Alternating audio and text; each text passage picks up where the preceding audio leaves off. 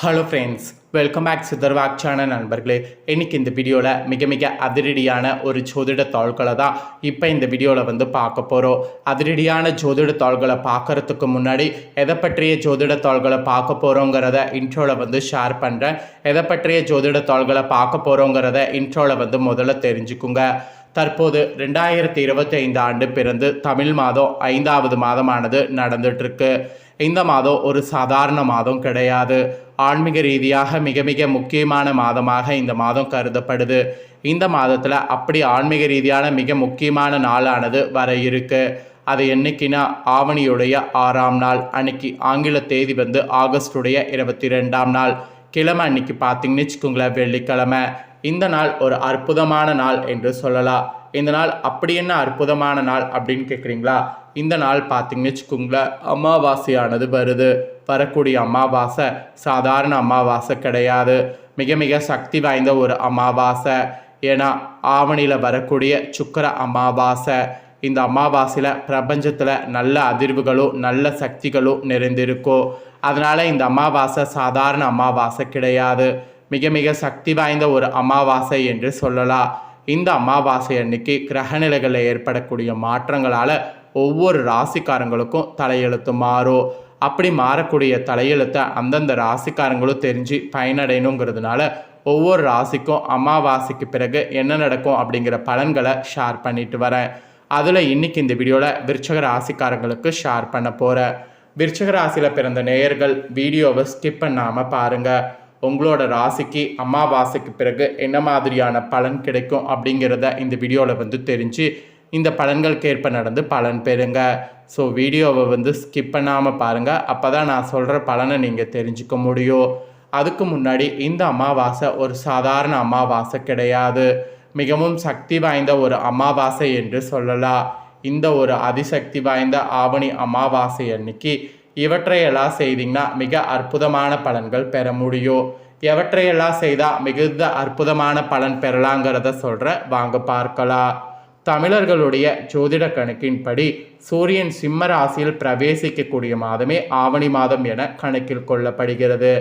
எனவே தான் இம்மாதத்தை சிங்க மாதம் எனவும் அழைக்கப்படுகிறது.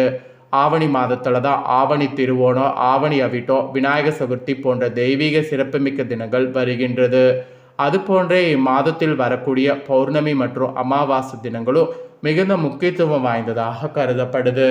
அந்த வகையில் இந்த டைம் ஆவணி மாத அமாவாசை தினத்தன்று நீங்கள் செய்ய வேண்டியது என்ன என்பதையும் அதனால் உங்களுக்கு ஏற்படக்கூடிய பலன்கள் எத்தகையது என்பதையும் சொல்ல போகிற தெளிவாக இந்த வீடியோவில் அதை தெரிந்து கொள்ளுங்க. ஆவணி அமாவாசை அன்னைக்கு காலையில் அமாவாசை தர்ப்பணம் திதி போன்ற சடங்குகளை செய்ய வேண்டும்.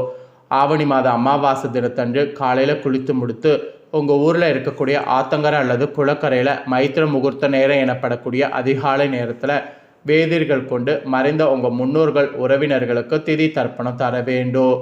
தர்ப்பணம் விடுவதற்கு தொடங்கும் முன்பு குலதெய்வத்தை வணங்க வேண்டும்.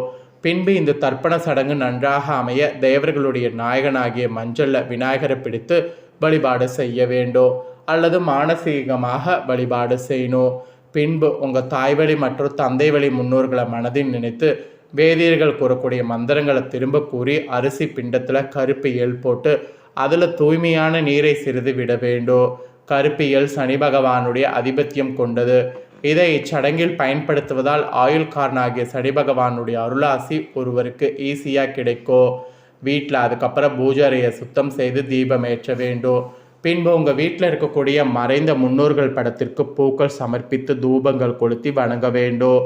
சந்தர்ப்ப சூழ்நிலை காரணமாக அமாவாசை திதி தர்ப்பண போன்றவற்றை தர முடியாதவங்க இந்த தினம் உங்கள் வீட்டிலேயே முன்னோர்களை வழிபட்டு கருப்பு மற்றும் வெள்ளை எள் கலந்த சாதத்தை காகங்களுக்கு உணவாக வைக்கணும்.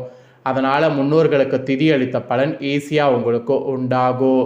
பேசிக்காகவே இந்த ஆவணி மாதம் சுப மற்றும் தெய்வீக காரியங்கள் செய்வதற்கான சிறப்பான மாதமாக இருக்குது.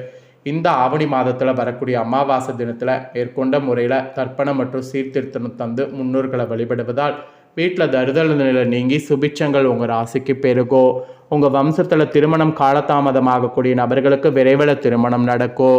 வீண் பண விரயங்கள் ஏற்படுவது நீங்கும். வெளிநாடு செல்லக்கூடிய முயற்சிகள் வெற்றி பெறும். எடுக்கக்கூடிய முயற்சிகள் அனைத்திலும் வெற்றிகள் உண்டாகும். காரிய தடைகள் அப்படிங்கிறது உங்களுக்கு நீங்கும். ஸோ இதுதாங்க ஆன்மீக ரீதியாக உங்களுக்கு சொல்லப்பட்ட பலன்கள். ஸோ இப்போ உங்களுக்கு ஜோதிட ரீதியாக அமாவாசைக்கு பிறகு என்ன பலன் கிடைக்குங்கிறத சொல்ல போகிறேன். ஸோ ஜோதிட ரீதியாக உங்கள் ராசிக்கு என்ன மாதிரியான பலன் கிடைக்குங்கிறத தெரிஞ்சுக்குங்க. விருச்சிக ராசிக்காரங்க விஷாகம் 4ஆம் பாதம், அப்புறம் அனுஷம் கேட்டை நட்சத்திரத்தில் பிறந்தவங்களுக்கு நான் சொல்லக்கூடிய கணிப்பு கரெக்டாக இருக்கும். அதனால் இந்த நட்சத்திரத்தில் பிறந்த விருச்சிக ராசிக்காரங்க வீடியோவை ஸ்கிப் பண்ணாமல் பாருங்கள். ஃபஸ்ட்டு இந்த அமாவாசையிலேருந்து உங்களுக்கு கிரகநிலைகள் என்ன மாதிரி அமைஞ்சிருக்குங்கிறத சொல்கிறேன். கிரகநிலைகள் என்ன மாதிரி அமைஞ்சிருக்குங்கிறத முதல்ல தெரிஞ்சுக்குங்க. சுகஸ்தானத்தில் சனி வகரத்தோடு இருக்கிறாரு. பஞ்சமஸ்தானத்தில் ராகு இருக்கிறாரு. கலஸ்தரஸ்தானத்தில் செவ்வாய் குரு இருக்கிறாரு. அஷ்டமஸ்தானத்தில் சந்திரன். பாக்கியஸ்தானத்தில் சூரியன் புதன் வகரத்தோடு சுக்கிரன் இருக்கிறாரு. லாபஸ்தானத்தில் கேது. இந்த மாதிரி கிரகநிலைகள் உங்களுக்கு அமைஞ்சிருக்கு. கிரகநிலைகள் இப்படி அமைஞ்ச அடிப்படையில் தான் உங்களுக்கான பலன்கள் என்னங்கிறது குறிப்பிடப்பட்டிருக்கு. வாங்க அந்த பலன்களை அதிரடியாக பார்க்கலாம். தனது நேர்மையால் வாழ்வில் வெற்றி பெற விருச்சிக ராசிக்காரங்க நினைப்பீங்க. இந்த மாதம் அமாவாசைக்கு பிறகு வரவுக்கேற்ற செலவு இருக்கும். சில தடைகள் ஏற்பட்டாலும் சாதகமான பலன் வரும்.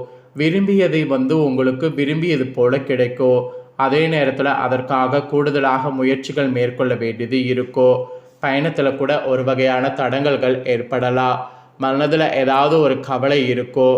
வாய்க்கு ருசியான உணவு கிடைக்கும். உடல் ஆரோக்கியத்தில் ரொம்ப கவனம் தேவை. வீண் செலவு ஒரு பக்கம் ஏற்படும்.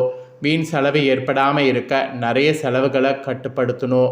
அப்புறம் தொழில் வியாபாரத்தில் லாபங்கள் குறையும். பணவரவு சீராக இருக்கும். ஆர்டர்கள் வருவது கூட தாமதப்படும். ஸோ வாடிக்கையாளர்களை அனுசரித்து செல்வது நல்லது.